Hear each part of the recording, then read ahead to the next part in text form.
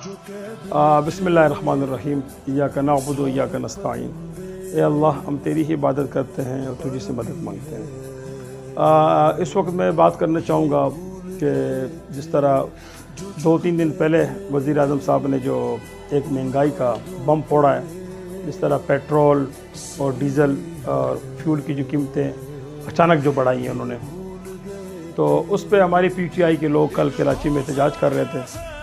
हमारी उसमें PTI के अहदेदारान भी थे और कारकुनान भी थे।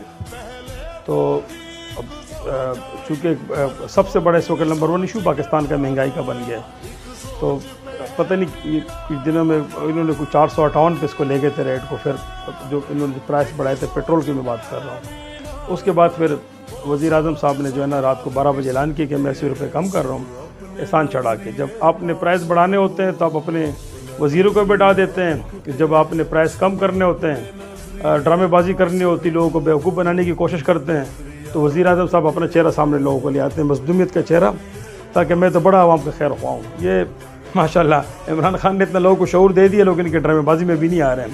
ये कोई भी चेहरा लेकर आए ना, इनको अब क्या बोलूँ, बोलना तो नहीं चाहिए, इनको हमेशा इन पर पिटकार पड़ रही होती है, इनको गाली भी पड़ रही होती है वहाँ पर ना। बहरहाल मैं मौजू पे आता हूँ कि हमारे कराची के अहदेदारान को जिस बेदर्दी के साथ पुलिस ने कल मारा, उनको जिस तरीके से पुलिस मोबाइल के अंदर डाला गया, उसके बाद उन पे FIR कटी, 24 लोगों पे हमारी FIRs कटी है, 150 लोगों को उन्होंने नामालूम शामिल किया है। जब मर्ज़ी होगी उस पर उन पर ये लोग FIR डाल देंगे तरफ। और आज हमारे जो अहम जो रहनुमा हैं उसमें जो जिनकी गिरफ़्तारी है, आज उनको कोर्ट में पेश किया तो उनको जेल कस्टडी कर दिया गया है। उनमें आलमगीर खान जो हमारे साबका MNA भी हैं और मौजूदा फॉर्म 45 के MNA भी, आलमगीर जो फिक्सड बानी भी हैं। उसके बाद हमारे दवा खान साबिर साहब हमारे फॉर्म 45 के मौजूदा MNA हैं, फॉर्म 45 की मैं बात कर रहा हूँ, यानी रियल जो MNA हैं। उन्होंने मुस्तफ़ा कमाल को इबरतनाक शिकस्त दी। उसके बाद खालिद एडवोकेट साहब मलीर बार में होते हैं, हमारे NA 231 पे उन्होंने फॉर्म 45 के हमारे MNA हैं, उन्होंने हकीम बलोच साहब को शिकस्त दी हुई है।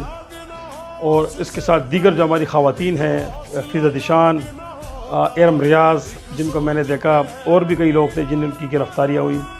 मैं उनकी सबसे पहले पुरज़ोर अल्फाज में मैं इनकी मज़म्मत करता हूँ।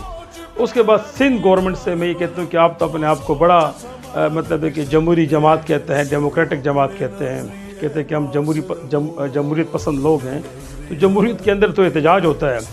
अगर आपका हुकूमत की पॉलिसी से कोई इख्तलाफ होता है तो उस पर एहतजाज होता है।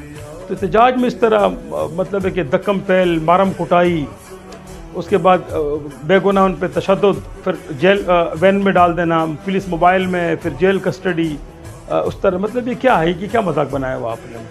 ये तो फिर आप बादशाहत होती है, बादशाहत में जो हुक्म सादिर होता है, जो उसकी नफरमानी करता है उसको फिर कूट पड़ती है। जमहूरियत में तो ऐसा नहीं होता है।